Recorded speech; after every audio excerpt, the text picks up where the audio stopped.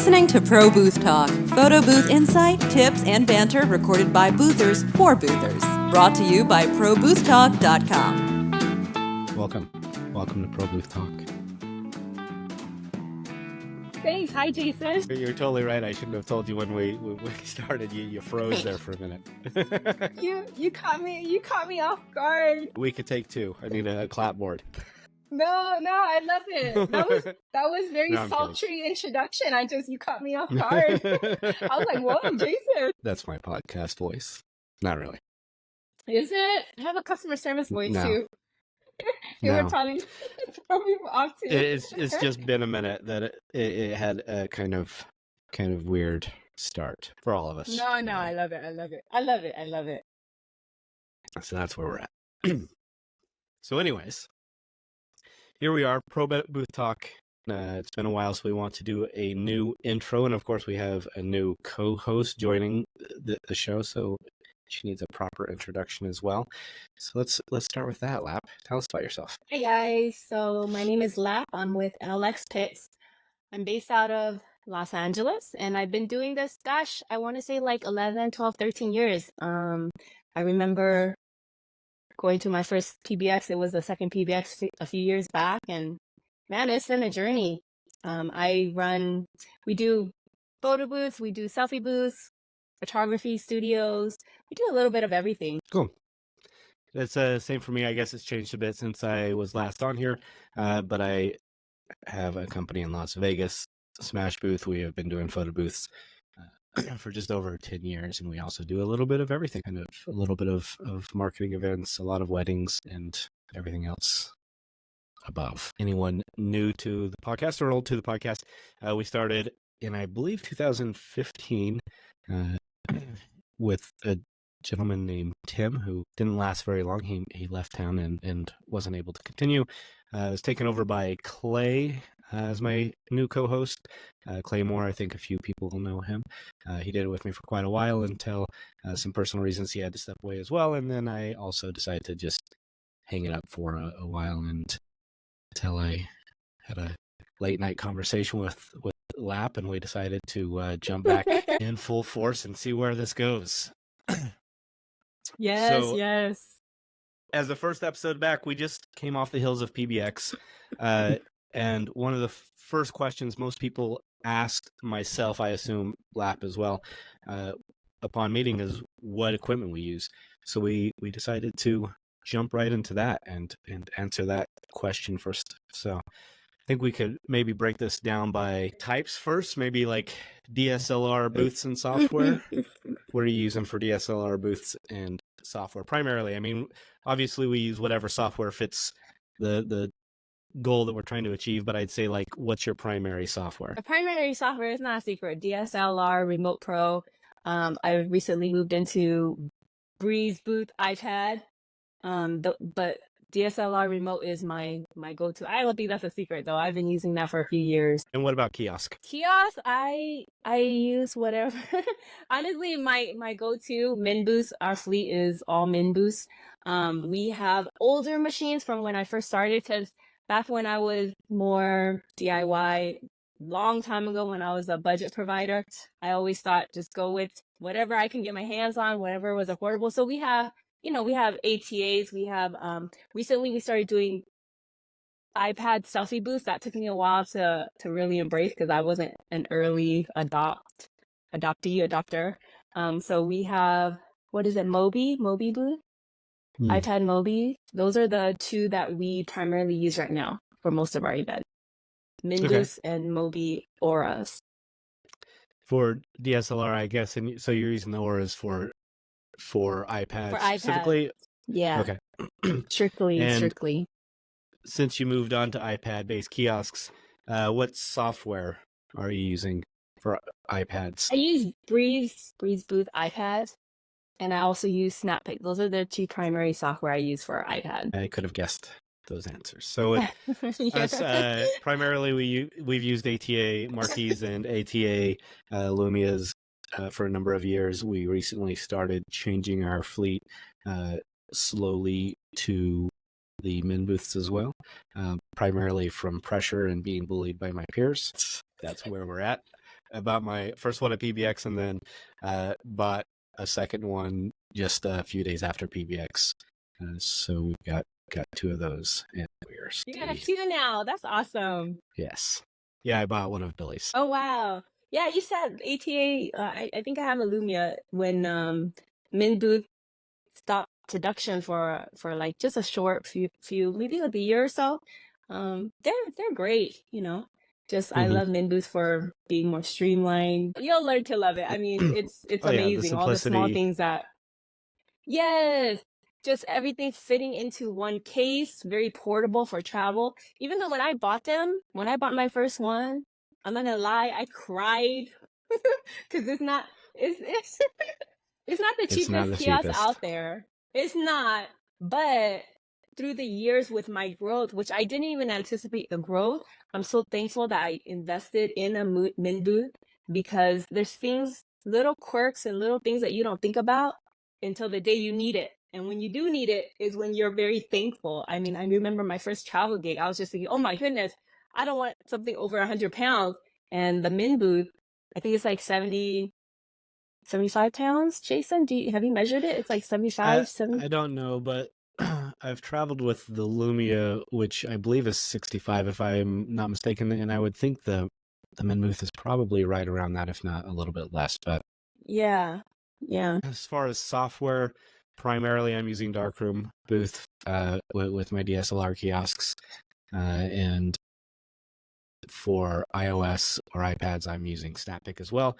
Although I did see everything that was happening with Breeze at PBX, and I'm excited to dive into that. I was excited then, and I haven't had the chance to yet, but I'm still looking forward. I spent a lot of time on their Facebook group just going through past samples and discussions, and I'm excited about what they're doing. So, Yeah, super yes. powerful. It just takes. I love Breeze Boop iPad, BB iPad. You'll hear me say BB iPad because it's such a long name, but I love it. It's just there is some time that you have to dedicate to like the learning curve. I'm focusing on the four things that most people I think in the industry are doing: DSLR, iPad 360, and roamers. So let's Roamers, yeah. talk 360, what you're using for software. And Well, when I first took on 360, this was a number of years back. Dizen, is that how you pronounce it, Jason? Dizen. your That's guess is as good as software, mine.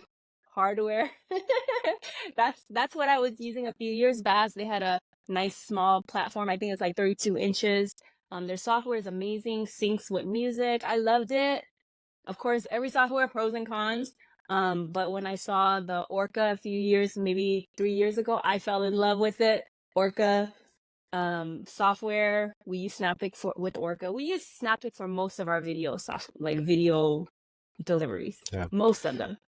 Yeah. And I'm just gonna echo your answer, except for your beginning. I started with OrcaView. I mean, I actually started with an off-brand because I wasn't sure if the 360 thing was going to be a quick fad, so I just bought a cheap used one from somebody, and very quickly I got busy enough that I just bought a couple OrcaViews, and also Snappic is what we use, and as well for pretty much anything video related that we do is Snappic. So that's an easy answer. Snappic and OrcaView. Snappic makes a lot of things very, very streamlined. I mean, very simple, just out of the box. It could be very simple or very complex, depending on where you're at, and that's what I really like about it. Like, you can get really deep and very complex if you want to go there, and if you have the skill set to go there. But if you don't, and you don't need to, then it's also very, very user-friendly and easy to set up. Yeah, that's very true. We've seen some pretty advanced stuff from folks, especially like on the video side. So wrap up photo booths with roamers. I personally, again, I'm primarily using Snappic, and we use the Danny Max roamers. We love them. We just upgraded them to his newest model that have the USB-C connectors. I'm not sure what they're called specifically. They're not the DSLR versions, but the newest versions of the roamer that he has. What about that roamer do you like? What are the features that make it a little bit different? Software that he has that syncs up so that you can easily control all the lights. And other roamers may have that. I don't know. Back before I switched to Danny Max's, nobody else had one. It also connects with Snappic very easily. So when there's a countdown on Snappic, the white light is gradually getting brighter instead of just blinding people the entire time, and then it automatically goes down to your text entry, low, light, multicolor, whatever you've got set up for text entry. So I like that, and then I really like that it's got a USB-C direct connector, because Connect. that's just the best thing that's happened to the iPad, and I'm glad that Danny's taking advantage of that. Yeah, I agree. I for roamers, I was, like I said, iPads, roamers, I was the opposite of most people. I was really resistant towards it. I mean, they were introduced like what, 6 years ago, 5 years ago, and I was always team DSLR. I'm never going that direction. But with the roamer, I did not put thought. I'm not even gonna lie. I did not put thought into which roamer I was purchasing. I just needed one the very next day, and I know where to get it the very next day. I got a ATA who's like right down the street from me, just ran over there, picked one up for Marlin. And then when we had a second roamer, like two dual roamers running at the same time, just picked up the same thing. It's always good to have two of the same exact hardware, so that way that your team has some systems in place with that. So I don't have any light syncing. We strictly use just the white. Okay. Yeah, and we did that for a Yeah. long time until Danny released that software, and we do use lights when it makes sense now. And I just realized that I skipped over what I'm using for iOS kiosks, which I personally use the Pearl by Pickbox. And I agree with you, like our entire fleet are Pearls, and for the same reason, like we just want to train our staff on one kiosk. That's why we've always had Lumia and Marquees, because they're essentially the exact same kiosk. They're assembled the same way. The Lumia is just a little bit larger, but otherwise they're the same. So we're going to start training them on the Men booth now, and hopefully completely switch over at some point. But we try to have all roamers the same, all 360 the same, for the matter of just not only training wise, but having replacement parts. So you only have replacement parts for Yeah. one type of kiosk and things like that. Yeah, not just replacement parts, but just like, if any situation comes up where you need backup components or a full-on backup unit, you never know what happens. It's just good to have exactly the same hardware, printers, cameras. We try to keep everything the same. Although our cameras are all over the place right now. Cameras, M5s, yeah, I guess M50s, that's a good topic. M6. I didn't have cameras on my list, but maybe we should discuss that real quick. I use T6s in all my current Windows-based DSLR booths. I do have a couple things that I'm running Mac-based or iOS-based, and I'm using the M50 for those, as well as anything iOS-based, as well as like the 360 and whatnot.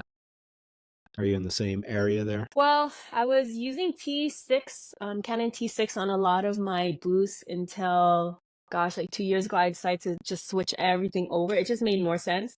We don't have dedicated cameras to just our Surface Pro booths or to our iPad booths. A lot of the equipment gets mixed around just because, we do a lot of different types of events with different deliveries. So I just moved everything over to M50, M6. Once I realized the M6 there's something different in the M6. I can't even explain it. Like, there's some depth that I see in the M6 that I don't see in the M50 when shooting video. I don't have the technical terms for it. I just know that there's more depth. It looks more three-dimensional to me. So I tried to switch over to M6 for 360 specifically for M6. But we were having issues with, and this is my experience. I know I've talked to a lot of other people about this. This is my own experience with the M6. I was having issues with the unit overheating. And I've had two cameras that were M6, and so I pulled them from 360 altogether. We don't even run them on 360, although the video I don't know how to describe it, Jason. And I know it's just us as industry professionals, we pay attention to the difference. So I'm sure clients don't look at M50 footage and M6 footage and say, no, that looks totally different, But I see the difference, and it bothers me that I can't shoot with the M6 because I definitely see just more dimension. Like, you see more separation, background separation from people. Videos pop out to me more. But my M6, when I was using them live at events, they were overheating at like 3 hours, like to the dot, no matter how much videos I was shooting. It's weird because other people don't have that experience. Well, that's interesting. Yeah. Okay. So I'm trying to think of anything else that people ask me about. I guess the biggest other thing was CRM. So for our CRM, I don't know if I would recommend it or not. It works well for us. We're using 17 Hats. We've always used 17 Hats. We were like in their first like 500 users or something like that. So we're locked into a really Grandfathered great in. really great price. Yeah. And plus it would be so hard for us to move at this point and export all our past clients and workflows and templates. So we're pretty much lifers for 17 Hats. But that's us. Yeah. Yeah. I'm on Tave. I've been on that around the same time 17 Hat came out. I don't have anything. I don't have anything to say about CRMs. I wish I utilized them. I wish I utilized them more. I wish I had systems in place that automated everything. That's something that I personally need help with. Because I'm terrible with the whole CRM. Like I have that tool available. I'm sure the CRM Tave. I'm sure it does amazing things. I just haven't jumped into that yet. Okay. Well, that's what you use at least. So if someone asks, they've got an answer. Yeah, Any... I don't. I think with CRMs, you can't. It's hard once you jump in. It's hard to move your systems over, even if you're even if you're like me and you don't have a lot of automation in there. I just can't even imagine switching over. We should probably remove that part. I don't think CRMs are gonna like me. It's good information though, because a lot of people, I mean, and there's probably a market there for people to set CRMs up for people, because it is a lot of work. Like you've got to set aside like 2 days, and you've got to like sketch it out on a whiteboard or a piece of paper and try and figure out how that's all going to work out before you even dive into starting to create those workflows inside the CRM, because it is complex, but once it's in place, it's really beneficial. Not only for streamlining, make sure life easier. It streamlines, it saves time, but also when you start to build a team, there's a lot of accountability and making sure that everybody's doing the same thing and is on the same page, and no one's receiving the same email twice. And that's where it's been really valuable for me, because I do have a couple different people doing sales, and it makes it much more easy for us to keep organized. Yeah. I know in Tave, the Tave Facebook group, there's people who actually you can hire to, set it up, automate everything. I'm terrible. I just haven't done that. A lot of the stuff. I'm not like you, Jason, with like a team that runs the back end. And we've talked about this before. Like I mostly do most of my own back end, and then I have a team that actually runs the event. So I really need to. I'm sure there's a lot of people in my same position where you have to get on it with the systems and stuff. It's just we wear so many hats. It's true, and we're both unique in that way, and it's good because we can offer that different perspective. I think you're more similar to most of the larger photo booth companies. I think a lot of them do kind of work all the back end stuff and just have hosts and have sometimes maybe just one person that's their assistant. And I have taken a completely different route for most people and have kind of trained people for almost every aspect of what we're doing, and I try to not do as much. I'm very, very hands off. I haven't worked an event. People ask if we had a booth at CES this year, and I honestly have no idea. I probably, it's a shortcoming. I should probably be more involved and know where we're at. But I mean, I've got a good team that takes care of all of that, and I kind of just focus on innovation and back end stuff. So your team's amazing, Jason. Your team's amazing. I want that kind of business model. I need to move that direction, but right now I just have team members live, and they're great. I just am the one doing all the back end. I want your business model, Jason, where I don't know what events we're running. It could be nice. It makes vacationing a lot easier. I went, I don't know, 7 years without taking a vacation. So this year we talked for my wife's anniversary, we went on a Mediterranean cruise for like 16 days or something, and I pretty much had to do about an hour per week email with my team, and that was it. So it was really great. Yeah, see, I can't do that the way I run my business. I want to move your direction. I'm hoping through this podcast, eventually I'll be over there with you on your side. Well, that's the hope. That's the hope. It's funny because like, when people reach out to me, they're like, how do you do the things that you do? And I look at you, Jason, and I'm just like, I know how Jason does it. I have no idea how I, have grown my business, like, because I don't have this. I like a lot of people, like I didn't go into here I didn't go into this thinking this is going to be a full-on business. So I, don't have the systems that you have, and I should. My brain is just kind of built in this very system and analytical manner. Like when we discussed doing this together, and I sent you like 6 pages of information Yes, and I goals and know. plans, and that's just how my head works. And that's awesome. And I'm not like that because I'm just like, okay, cool, let's do it. And I think a balanced team has both of those. Yeah. So we went over DSLR booths. We went over 360s. We went over iPads. That's 3, right? and roamers, we DSLR. covered all 4 that I thought that most people use. If there's any others that you can think of, we can certainly touch on those as well. I mean, obviously, there's everything from mosaics and sketchbots and the robots that were running around around PBX and whatnot. But I think the majority of people aren't doing all those things. If someone is wondering what we use for any of those, they can reach out. I don't think either of us are doing sketchbots or robots. I was debating it. But you know what? I think photography, roaming photography, studio photography, I think that's a lot of people are getting on board with that, especially with Spot My Photos. But we've been doing photography studios for a while. So that's something I think some people might wonder. I don't know if that comes up with you at all. It does quite a bit. So I've talked to a lot of different boothers during PBX about that specifically, and I've always kind of shied away from that because in my position really is I can train someone to set up a photo booth and run it in a few hours. Of course they'll need on-site training and continued support, but just a few hours, and it would take months to years to train a photographer, and I don't want to. I haven't hard enough time finding great hosts as it is. To add the caveat on that you need to also be a photographer would really slow down my hiring, and I don't want to have to hire photographers. So we have moved away from the roaming photographer aspect. I know there's a lot of money and opportunity there. Some people are just complementing that with like a DSLR roamer. And we've had some events where we've had to do that, and we've white labeled with roaming around with DSLRs as well, just to satisfy our white label clients.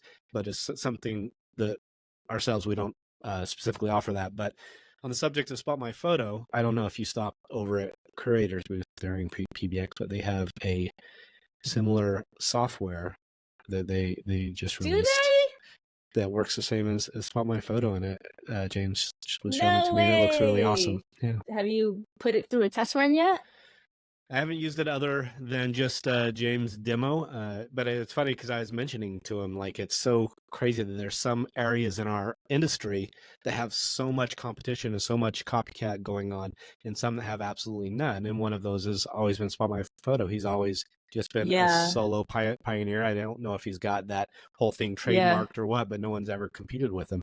And I mentioned that to James, and he's like, let me show you something. And they're just launching. And I think it's just a portion of Curator. I don't think it's a new software. I think it's just something that you turn on Curator. And it's the same. It works pretty much the same thing. He roams around with the DSLR with the iPhone attached to it. He takes people's photos, punches in their phone number, and then any photo they take after that night, or if they're caught in the background, that automatically creates a personalized gallery and sends it over. So, wow. Really, okay. Yeah, that is neat. I'll have to explore that. I didn't know Curator had that. Yeah.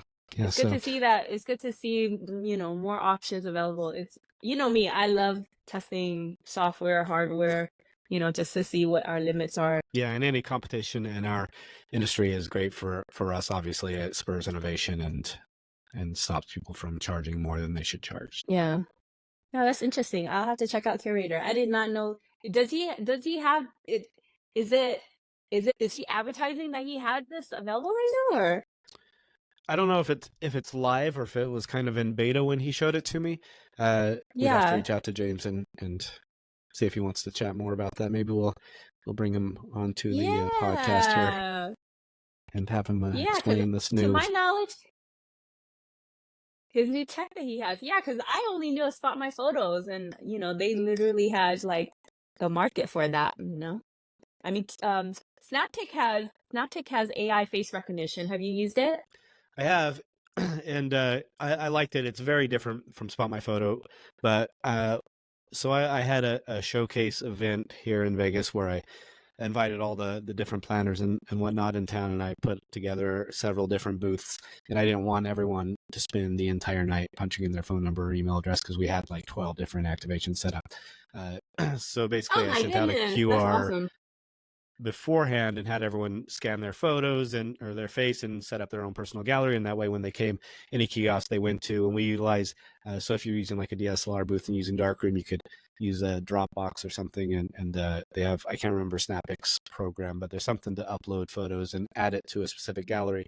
So all those photos from darkroom went into their SnapPic gallery as well, and it worked really well. Snappic uploader, right? Your Snappic photo uploader, yeah. Yeah, something like that. Yeah, So in that respect, it worked great. I don't know how it would work, like with a roaming photographer, but from a photo booth standpoint with multiple activations, it was a really good option. Oh, that's an interesting way to use it. I haven't explored it too much. I used it for a photography studio as a sharing station. It's not Spot My Photos, it's different. I haven't used it enough to have any real feedback on it, Because we've been using Spot for some years. Yeah, Spot makes sense because if someone's roaming around, they're going to capture the same people multiple times. Those people are going to be in the background. But I never really understood the aspect of, or SnapPic's role in it, where someone takes a photo. Maybe if it's a wedding, they're taking several photos. But at a trade show or something, typically they're going to take one photo. So what is the Yeah. benefit of them not punching their phone number in? Because when they set up their gallery, they've got to punch their phone number in. So either way, they're doing it one time, and you're not really saving any time. And even in a wedding, the gallery's generally going to be public, so they just need to enter it once as well.